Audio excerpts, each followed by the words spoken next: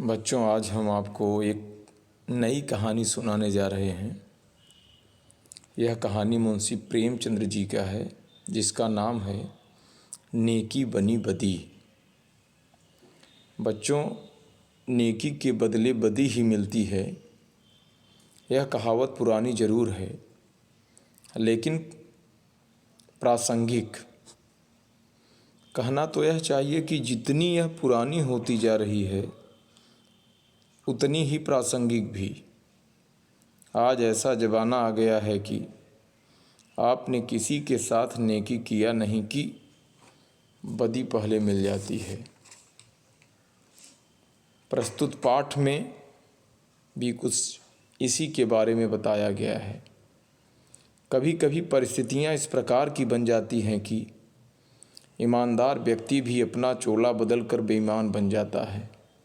प्रस्तुत पाठ में यही दिखाया गया है।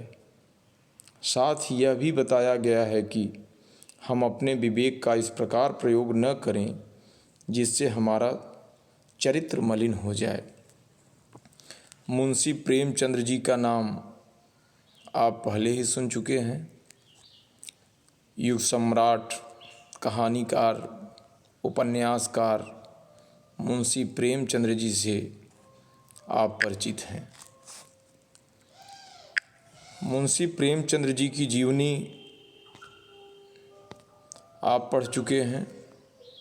इनका जन्म 31 जुलाई 1880 को लमही में, जो कि उत्तर प्रदेश में है। मृत्यु 8 अक्टूबर 1936। इनका मूल नाम धनपत राय श्रीवास्तव था। उर्दू साहित्य का नाम नवाब राय, प्रसिद्ध नाम प्रेमचंद, पिता जायब राय, माता आनंदी देवी, पत्नी शिवरानी देवी दूसरी पत्नी जो थी, संतान श्रीपत राय, अमृत राय, कमला देवी। बच्चों, कहानी कुछ इस प्रकार है। मेरे कार्यालय में 4 चपरासी थे। उनमें से एक का नाम गरीब था। बेचारा बहुत ही सीधा, बड़ा आज्ञाकारी, अपने काम में चौकस रहने वाला। चौकस मीन्स चौकन्ना। घुड़कियाँ खाकर चुप रह जाने वाला इंसान था वह। घुड़कियाँ, डांट डपट। यदि कोई उसको डांटता था तो भी वह कुछ बोलता नहीं था। इंसान, व्यक्ति, आदमी इतना सरल कि किसी की बात टालना जानता ही नहीं था।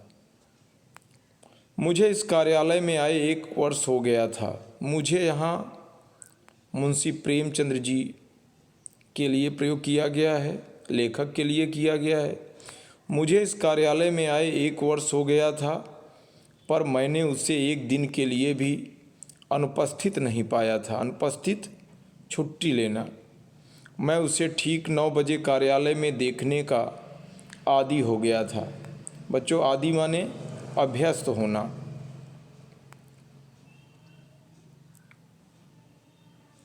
मानो वह भी इस कार्यालय भवन का कोई अंग हो। यहाँ पर किसी की इतनी मिट्टी खराब नहीं थी जितनी बेचारे गरीब की।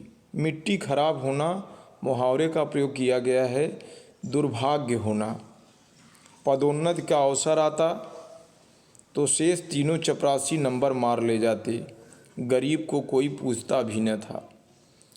कार्यालय में 4 चपरासी काम कर रहे थे, जिसमें से 3 चालाक थे, चतुर थे, और यह जो चौथा चपरासी गरीब था।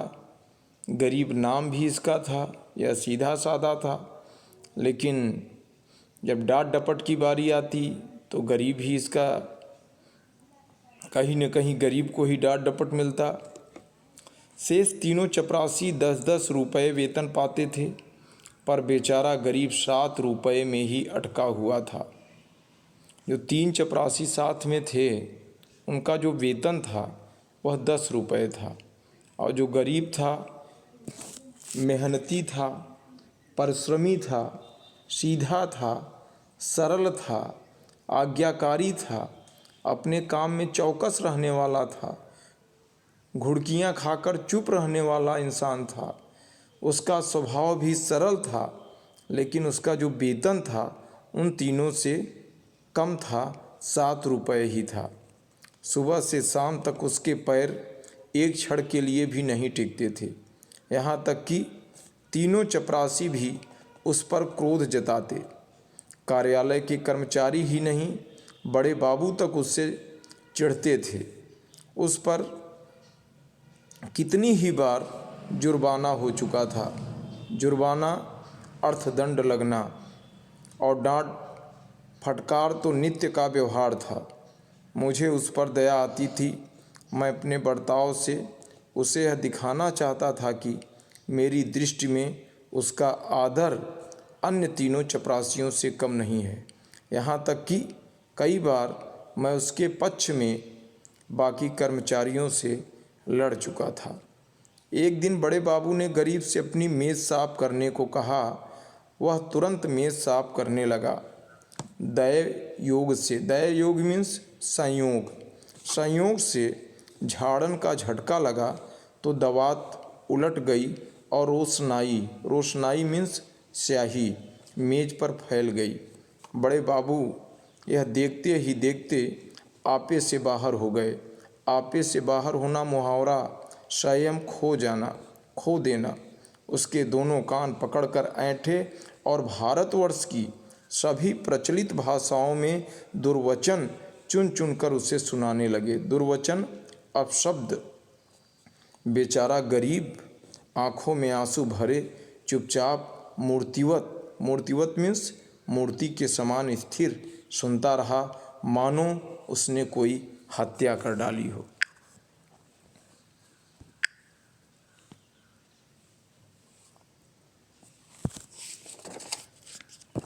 मुझे बड़े बाबू का जरा सी बात पर इतना भयंकर रौद्र रूप धारण करना बुरा लगा। रौद्र रूप बहुत अधिक क्रोध की मुद्रा में।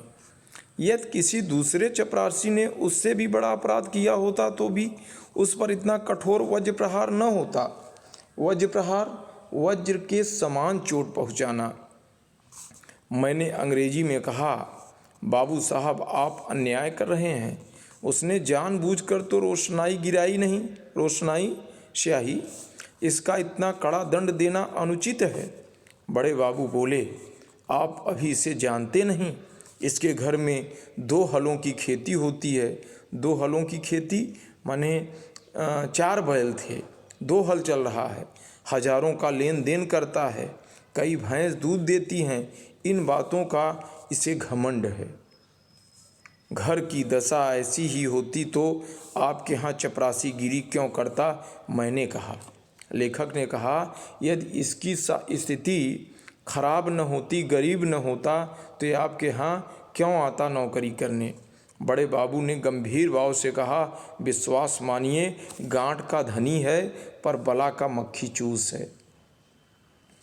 गांठ का धनी, मक्खी चूस माने कंजूस। गांठ का धनी माने कहने का तात्पर्य पैसा रुपया सब कुछ इसके पास है, लेकिन बेफजूल बेकार में 1 रुपये खर्च नहीं करता।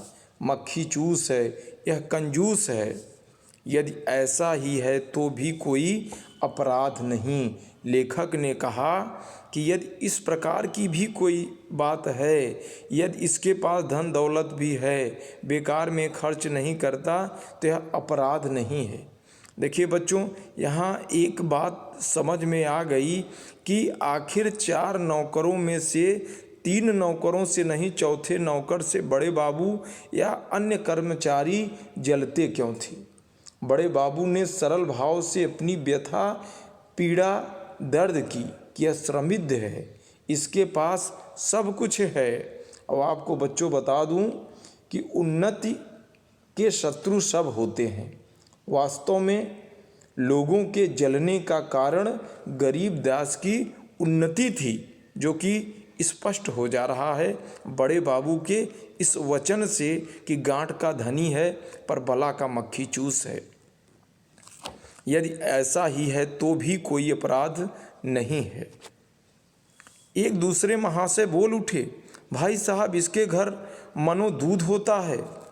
मनो, मनो माने मन माप तौल की एक इकाई है। मनो जौ चना मटर होती है, लेकिन यह कभी यह नहीं सोचता कि थोड़ा सा हम लोगों को भी दे दे। यहाँ इन चीज़ों के लिए तरस तरस कर रह जाते हैं, तो फिर क्यों न जी जलना, ईर्ष्या करना। फिर यह सब कुछ इसी नौकरी की बदौलत हुआ है, नहीं तो पहले इसके घर में भुना चना तक न था। भुना चना न होना, एक कौड़ी न होना, एक अनाज न होना, एकदम अत्यंत गरीब होना। बड़े बाबू सकुचा कर बोले, यह कोई बात नहीं, उसकी चीज़ है, चाहे हमें दे या न दे, उसका ईमान धर्म जाने। रहस्य खुल गया। बड़े बाबू ने सरल भाव से अपनी व्यथा दर्शा दी। समृद्धि के शत्रु सब होते हैं, छोटे ही नहीं बड़े भी। हमारी ससुराल या ननिहाल दरिद्र हो तो हम उससे कोई आशा नहीं रखते। कदाचित मीन्स कभी, कदाचित हम उसे भूल जाते हैं, किंतु सामर्थ्यवान, समृद्ध, सामर्थ्यवान मीन्स उन्नति, सामर्थ्यवान होकर हमें पूछे न या हमारे यहाँ तीज त्योहार पर उपहार न भेजे तो हमारे कलेजे पर सांप लौटने लगता है। तात्पर्य यह है कि यदि व्यक्ति समर्थ है, धन दौलत है, रुपया पैसा है, रिश्तेदारों में यदि वह नहीं पूछता है तो कष्ट होता है, और यदि वह पूछता है तो कोई बात नहीं होता। कई दिनों के बाद गरीब से बातचीत होने पर उसने हामी भरते हुए बताया, कलेजे पर सांप लौटना मुहावरे का अर्थ क्या होता है बच्चों? ईर्ष्या या जलन होना। कई दिनों के बाद गरीब से बातचीत होने पर उसने हामी भरते हुए बताया कि उसके घर खेती किसानी है और गाय भैंस भी है। लेखक मुंशी प्रेमचंद्र जी से कई दिनों तक उस गरीब की बातचीत होती रही। जब गरीब जब उन्हें अपना समझने लगा तब उनसे अपनी स्थिति को बताया। गरीब ने दीनतापूर्ण आश्चर्य से कहा, हुजूर, मैं सरकार लोगों की क्या खातिर कर सकता हूँ? खातिर मीन्स इज्जत। खेती में चना मक्का जौ घास पात के सिवाय और क्या होता है? आप लोग राजा हैं, ये चीज़ें किस मुंह से आपको मैं भेंट करूं? भेंट माने उपहार देना। मैंने उसे समझाया, भला एक दिन कुछ लाकर तो दो, फिर देखो कि लोग क्या कहते हैं। शहर में चीज़ें बड़ी मुश्किल से मिलती हैं, इन लोगों का जी भी तो कभी कभी ऐसी चीज़ों पर चला करता है। दूसरे दिन गरीब आया तो उसके साथ 3 हिष्ट पुष्ट युवक भी थे। 2 के सिर पर 2 टोकरियां थीं, उनमें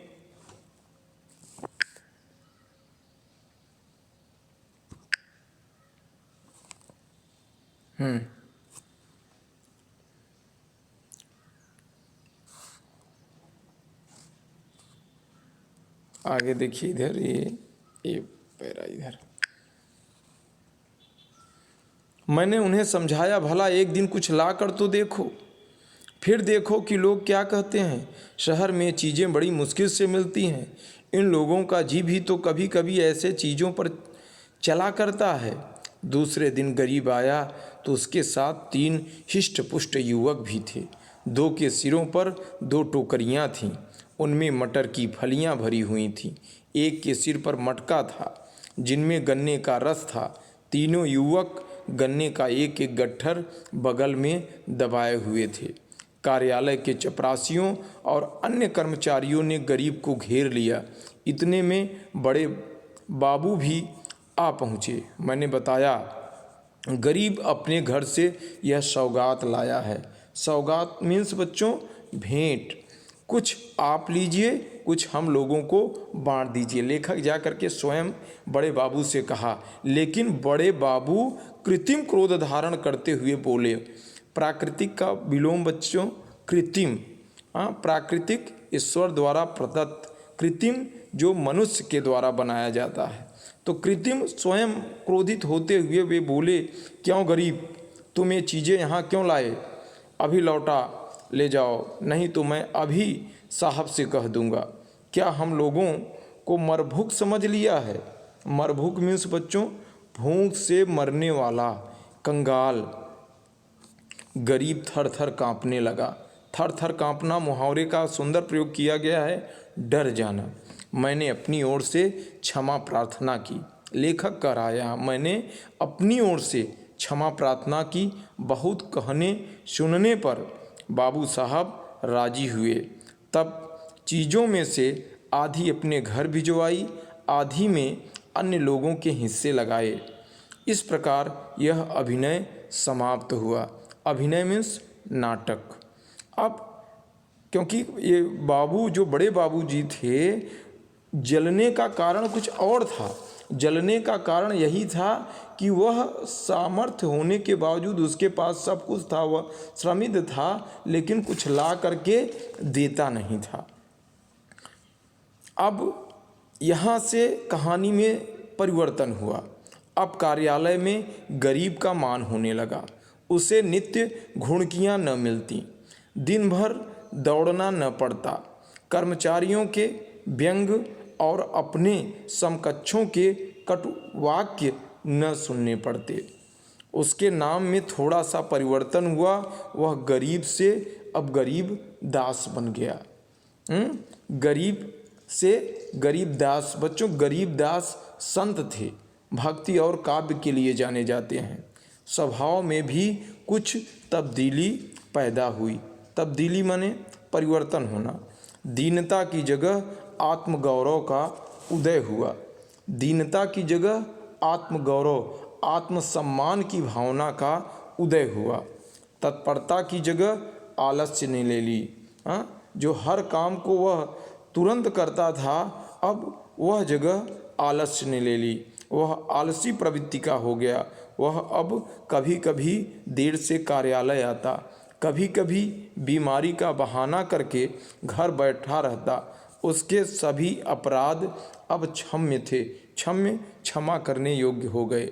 इसके पहले थोड़ी सी बात पे जो खुड़कियाँ सुनता था, आज स्थिति बदल गई।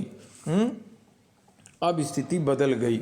उसे अपनी प्रतिष्ठा का गुर हाथ लग गया। गुर हाथ लग गया मुहावरे का प्रयोग किया गया है। अपना काम साधने का उपाय अब उसे मिल गया। वह स्थिति समझ लिया। वह अब 10वें 5वें दिन दूध दही आदि लाकर बड़े बाबू को भेंट किया करता। वह देवता को संतुष्ट करना सीख गया। एक रोज बड़े बाबू ने उसे पार्सल छुड़ाने के लिए स्टेशन भेजा।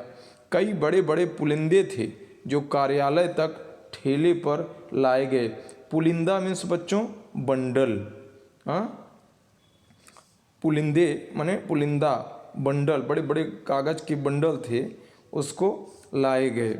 गरीब ने ठेले वालों से 12 आने मजदूरी तय की थी। गरीब दास जो था वह कहा कि 12 आने मजदूरी दूंगा।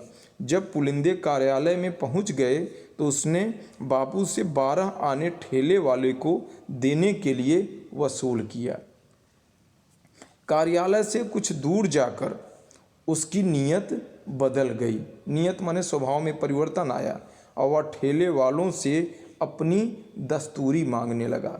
दस्तूरी माने दलाली। अब उसके स्वभाव में धीरे धीरे परिवर्तन आने लगा। ठेले वाले राजी न हुए। इस पर गरीब ने बिगड़कर सब पैसे जेब में रख लिया और धमका कर बोला, अब एक फूटी कौड़ी न दूंगा, जाओ जहाँ चाहो फरियाद करो, देखें हमारा क्या बिगाड़ लेते हो।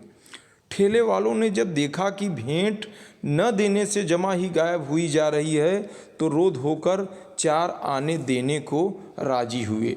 गरीब ने 98 उनके हवाले की और 4 आने अपनी जेब के हवाले किए। वह नज़ारा देखकर मैं दंग रह गया। लेखक मुंशी प्रेमचंद जी ने कहा कि वह नज़ारा देख कर के मैं दंग रह गया, परेशान हो गया। क्या यह वही गरीब है जो कई महीने पहले सत्यता और दीनता की मूर्ति था? मुझे यह स्वभावांतर देखकर अत्यंत दुख हुआ। स्वभावांतर में स्वभाव में आया अंतर। नेकी का बदी के रूप में इस रूपांतर का उत्तरदायित्व किसके सिर था? मेरे सिर। शायद मैंने ही उसे धूर्तता का पहला पाठ पढ़ाया था। मेरे चित्त में प्रश्न उठा, इस धूर्तता से जो दूसरों का गला दबाता है वह भोलापन क्या बुरा था, जो दूसरों का अन्याय सह लेता था? वास्तव में यहाँ समझने वाली बात है कि अंत में लेखक ने स्वयं ने कहा कि उसकी जो नौकरी थी उस गरीब व्यक्ति की, तो वाह्य प्रतिष्ठा बनाने के चक्कर में जो उसकी आत्म प्रतिष्ठा थी, हाँ, लेखक तो उसकी वाह्य प्रतिष्ठा को बनाना चाहता था, लेकिन वाह्य प्रतिष्ठा बनाने के चक्कर में जो उसकी आत्म प्रतिष्ठा थी अब वह भी नष्ट हो गई। धूर्तता से जो दूसरों का गला दबाता है वह भोलापन बुरा था, जो दूसरों का अन्याय सह लेता था वह अशुभ मुहूर्त ही था जब उसे मैंने प्रतिष्ठा का मार्ग दिखाया, क्योंकि वास्तव में वह उसके पतन का मार्ग था। मैंने बाह्य प्रतिष्ठा पर उसकी आत्म प्रतिष्ठा का बलिदान कर दिया। अंत में लेखक ने स्वयं कहा कि उसकी नौकरी की वाह्य प्रतिष्ठा बनाने के चक्कर में उसकी जो आत्म प्रतिष्ठा थी वह नष्ट हुई। लेखक कहता है कि वह भोलापन क्या बुरा था, जो दूसरों का अन्याय सह लेता था। वह अशुभ मुहूर्त था जब मैंने प्रतिष्ठा प्राप्ति का मार्ग दिखाया, क्योंकि वास्तव में वह उसके पतन का भयंकर मार्ग था। वास्तव में वह उसके पतन का भयंकर मार्ग था। तो इस कहानी को पढ़ने के बाद हम यह निश्चित रूप से समझ गए कि यदि किसी व्यक्ति की हम सहायता कर रहे हैं, मदद कर रहे हैं, तो क्या वह सहायता करना आगे चल कर के कहीं बदी तो न बन जाए। स्थिति का अवलोकन करें, समझें, क्योंकि इस कहानी में भी यही हुआ कि जो कभी व्यक्ति दूसरों के दुख दर्द को समझता था, आज स्थिति बदल गई। आज वह स्वयं दूसरों के दुख दर्द को न समझ करके बल्कि दूसरों को दुख दर्द देने में लगा हुआ है। गरीबदास जब तक गरीबदास नहीं थे, गरीब थे, तो बात कुछ और थी। जब तक गरीब थे तब वे सीधे थे, आज्ञाकारी थे, अपने काम में चौकस रहने वाले थे, घुड़कियाँ खाकर चुप रहने वाले इंसान थे। उनका स्वभाव सरल था। लेकिन बेटा जब गरीब से गरीब दास बन गए तो उनके स्वभाव में क्या परिवर्तन हुआ? दीनता की जगह आत्मगौरव, आत्मसम्मान की भावना उत्पन्न हुई। कहने का तात्पर्य अब उन्हें अपने आप पर गर्व होने लगा। जो तत्परता थी, मुस्तैदी थी, दक्षता थी, निपुणता थी, उसकी जगह कौन ले लिया? आलस्य ने ले लिया, सुस्ती ने ले लिया, उत्साहहीनता ने ले लिया। उन तीनों नौकरों के समान अब गरीब दास के अपराध भी क्षमा करने योग्य हो गए। तो निश्चित रूप से आप इस कहानी को समझ चुके होंगे। इसके आगे जो प्रश्न उत्तर इधर दिया गया है, इन प्रश्न उत्तर को आप स्वयं भी करिए और कमेंट बॉक्स में जा कर के आप देख सकते हैं। इन प्रश्नों के उत्तर आपको वहाँ भी मिल जाएंगे। धन्यवाद।